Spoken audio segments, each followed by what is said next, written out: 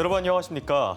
충남 천안의 한 하천에 사는 야생조류에서 고병원성 조류 인플루엔자 바이러스가 검출됐습니다. 올가을 들어 전국 첫 확진 사례인데 방역 당국은 위기 단계를 심각으로 격상하고 인근 농가에는 이동 제한 조치를 내렸습니다. 김광현 기자입니다. 천안시 풍세면 봉강천 인근에 출입을 통제하는 현수막이 걸렸습니다. 고병원성 조류 인플루엔자가 검출된 데 따른 조치입니다. 방역당국은 그제 이곳에서 포획한 원앙을 정밀 조사한 결과 H5N1형 고병원성 AI가 확진됐다고 밝혔습니다. 국내 야생조류에서 고병원성 AI가 검출된 건 지난 3월 이후 7개월 만입니다. 이에 따라 해당 지역 반경 500m 이내에서 사람과 차량의 통행이 금지됐고 반경 10km 안에 있는 39개 농가에는 3주 동안 이동 제한 등의 조치가 내려졌습니다. 농식품부는 위기 단계를 심각으로 격상하고 전국 가금 농장에 대한 정밀 검사를 강화했으며 방사 사육을 금지했습니다. 농장으로의 전파 차단을 하는 것이 제일 중요한 사항입니다. 살수차라든가 방역차를 동원해서 소독을 하고 있고 각 양계 농가들은 또 외부에서 들어오는 차량이라든가 충남도는 이동 제한 지역 내 모든 가금류의 출하 전 검사를 의무화하고 정밀 검사 주기를 2주에 한 번씩으로 절반으로 단축하기로 했습니다. 충남에서는 지난해 10월 26일 천안 곡교천에서 고병원성 조류 인플루엔자가 처음 발생한 뒤 6개 시군의 농장 12곳에서 AI가 발생했습니다. MBC 뉴스 김광현입니다. 한국은행이 사상 두 번째로 기준금리를 0.5%포인트 인상하는 이른바 빅스텝을 단행하면서 10년 만에 기준금리 3% 시대가 열렸습니다. 높은 환율과 5% 이상 오르고 있는 고물가를 잡기 위해서인데 대출을 받은 가계와 기업 등의 부담은 더욱 가중될 전망입니다. 윤흥선 기자입니다. 대전의 한 미용실. 이 가게 사장님은 코로나19 여파를 겪으면서 생활비 등의 명목으로 1억 원이 넘는 신용대출을 받았습니다. 변동금리긴 하지만 그동안은 2에서 3% 수준이라 버틸만 했는데 기준금리가 급격히 인상되면서 최근에는 대출금리가 6%를 넘겨 부담이 커졌습니다. 그나마 이제 이자만 나가니까 덜한데 저 같은 경우는 그런데 다른 분들은 이제 원리금 근동상환인 경우는 굉장히 심한 거죠. 고환율과 고물가 등을 잡기 위해 한국은행이 기준금리를 0.5%포인트 인상하는 이른바 빅스텝을 단행하면서 자영업자들의 부담은 더 커지게 됐습니다. 이번 인상에 따라 2012년 이후 꾸준히 내려가던 기준금리가 10년 만에 다시 3%로 치솟았습니다. 이미 시중 주택담보대출 이자가 5%가 넘어가는 상황이라 최대한 대출을 끌어들여 주택을 구매한 이른바 영끌족의 부담도 더 커지게 됐습니다. 대출 금리는 지금 8%대까지 지금 갈 거라고 지금 예상들을 하거든요. 영끌족이라든지 대출을 받은 사람들에게는 그거를 지탱할 수 있는 버틸 수 있는 힘이 없다는 거죠. 기준금리 인상이 물가 상승률을 낮추고 환율을 안정화해 원자재를 수입하는 기업 입장에서는 도움이 될 수 있지만 대출 부담은 늘어날 수밖에 없다는 점에서 양날의 검이 될 전망입니다. 금리가 올라서 한편으로 환율을 잡아서 좋은 점도 있지만 금리가 오르면 그 자체가 기업의 운영자금 돌리고 하는 데 있어서 고비용이 되기 때문에 한국은행은 기준금리 인상이 빚을 낸 국민들 입장에서 고통스러운 것은 사실이지만 거시적 관점에선 경제 안정에 기여할 것이라며 추가 인상을 시사했습니다. MBC 뉴스 윤웅성입니다. 서산경찰서가 가정폭력으로 접근 금지 명령이 내려진 상황에서 아내를 찾아가 흉기를 휘둘러 숨지게 한 혐의를 받는 50대 남성을 내일 검찰로 송치할 예정입니다. 경찰은 피의자가 술에 취해 기억이 없다고 주장하고 있지만 객관적인 증거가 충분해 혐의 입증에는 문제가 없다고 설명하고 피해자가 사건 당시 차고 있지 않았던 스마트워치는 피해자의 가게에서 찾았는데 일하느라 종종 풀어둔 적이 있다는 주변인의 진술이 있었다고 밝혔습니다. 한편 숨진 여성의 자녀는 대통령실 국민제안과 국회 국민동의청원에 아버지에게 엄벌을 내려달라는 내용의 글을 올린 것으로 알려졌습니다. 대전 기초의회가 의정비를 매달 100만 원 안팎씩 인상을 추진해 반발을 사고 있습니다. 걸핏하면 파행으로 일하지 않는 의회라는 비판이 있는 데다 재정 자립도도 낮은 자치단체 입장에서는 혈세를 추가 투입하는 것 자체가 부담입니다. 조형찬 기자가 보도합니다. 대전 동구의회는 지난달 30일 1차 의정비 심의위원회를 열어 내년도 의정비 100만 원 인상안을 의결했습니다. 법령 최대 금액을 받는 110만 원의 의정 활동비를 빼면 월정 수당을 현행 219만 원에서 319만 원으로 45% 이상 대폭 올린 겁니다. 지방자치법상 지방공무원 보수 인상률인 1.4%를 초과해 인상하려면 주민 의견을 반드시 들어야 합니다. 이 때문에 대전 동구는 오늘 24일 공청회를 통해 주민 의견을 수렴해 이달 말 인상률을 최종 결정할 예정입니다. 동결이 됐었기 때문에 이번에 인상을 했으면 좋겠다라고 의견을 저희한테 줬던 거고요.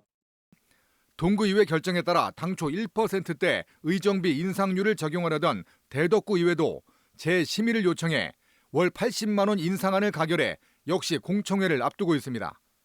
유성구도 60만 원, 중구도 53만 원씩 대폭 인상할 계획인데 모두 반영되면 의정비가 연간 5천만 원 안팎까지 크게 상승하게 됩니다. 대전에서 가장 많은 의정비를 받는 서구도 계획했던 1.4% 인상 대신 100만 원 인상을 추진합니다. 최근 몇 년간 인상을 하지 못했고 의원들의 전문성 향상과 최소 생계 등을 위한 것이라지만 인상 폭을 놓고 비판이 커지고 있습니다. 40%씩 대폭 올리는 인상 폭에 대한 근거도 없는 데다 의장당 구성을 둘러싼 의회 파행, 각종 비위 행위 등으로 일하지 않는 의회에 대한 불신이 뿌리 깊게 남아있기 때문입니다. 의정비 심의위원회를 개최하기 전에 먼저 시민들과 어떤 소통, 논의 등을 하고 난 다음에 적절한 인상폭은 어느 정도인지 먼저 의회에서도 확인할 필요가 있었다라는 거죠.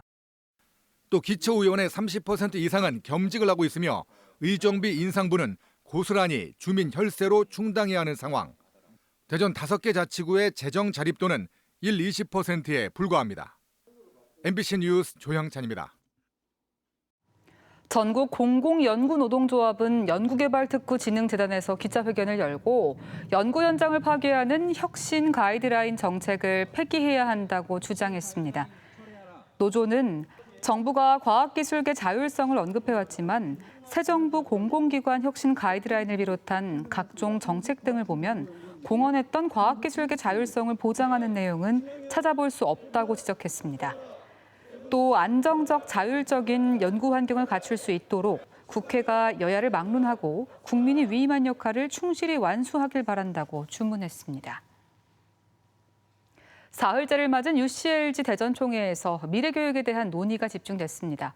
언어 장벽을 넘어 전 세계 학생들이 평등하게 교육받는 메타버스 플랫폼과 비대면 심리 상담이 주목을 끌었는데요. 이현정 기자가 전해드립니다.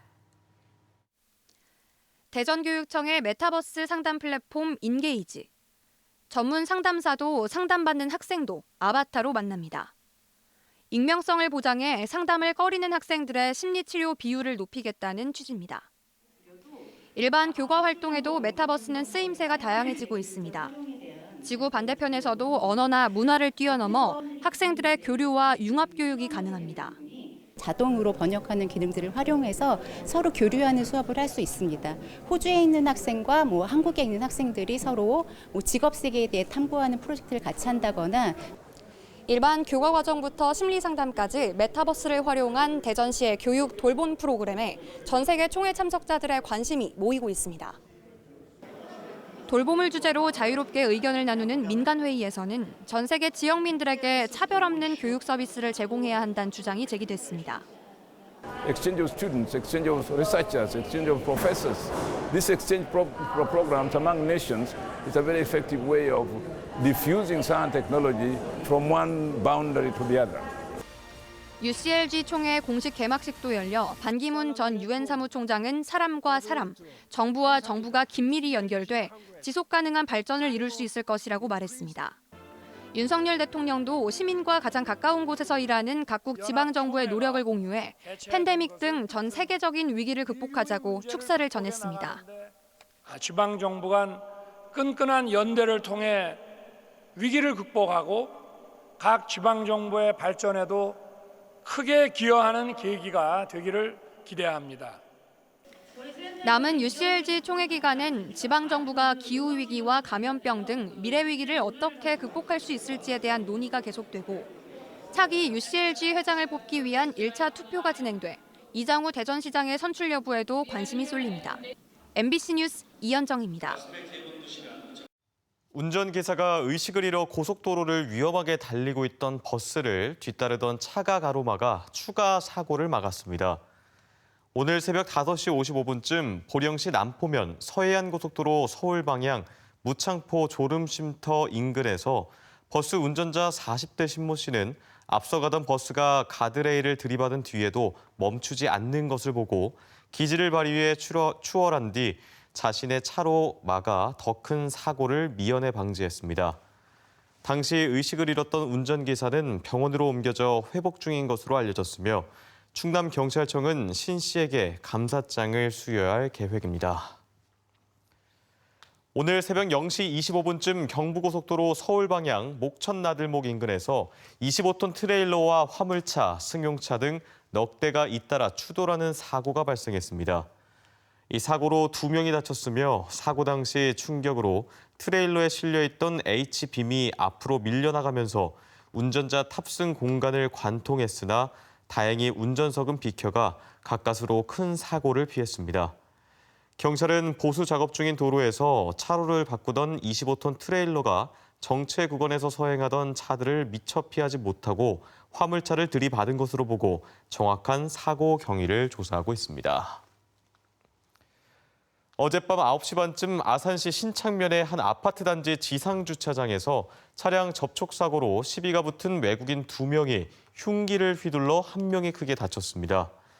각각 우즈베키스탄과 러시아 출신 남성인 이들은 다투다가 흉기를 휘둘렀고 이 과정에서 러시아 남성이 병원으로 이송됐으며 경찰은 우즈베키스탄 남성을 살인 미수 혐의로 붙잡아 조사하고 있으며 다친 상대방도 회복하는 대로 입건할 방침입니다. 세종 시민사회단체 연대회의가 상병원 세종시의회 의장 성추행 의혹과 관련해 성명을 내고 상 의장이 직접 시민에게 사과할 것을 촉구했습니다. 이들은 오는 19일에 열리는 본회의에 의장 불신임안이 상정돼 파행이 예상된다며 의장이 책임 있는 자세를 보여야 한다고 강조하고 의회 차원의 재발 방지 대책도 촉구했습니다. 더불어민주당 소속 세종시 의원들도 성명을 내고 시민들에게 심려와 불편을 끼친 점에 대해 사과하는 한편 실체적 진실이 정리되는 대로 시민께 공개하고 필요한 경우 당사자에 대한 엄중한 징계 절차를 진행할 예정이라고 설명했습니다. 다만 국민의힘 측이 사건을 확대시켜 정치 공세에 나서는 행위는 2차 가해가 될 수 있다며 민생과 정책을 협의하는 시의회의 모습으로 돌아가기를 기대한다고 덧붙였습니다. 2022 계룡 세계 군문화 엑스포가 개막 5일 만에 누적 관람객 50만 명을 돌파했습니다. 엑스포 조직위원회는 개막일인 지난 7일부터 어제까지 58만 5천여 명이 박람회장을 찾았으며 주로 연휴 기간 열린 블랙이글스의 에어쇼와 군 장비 탑승 체험 등이 큰 호응을 얻었다고 밝혔습니다. 대전이었습니다. 고맙습니다.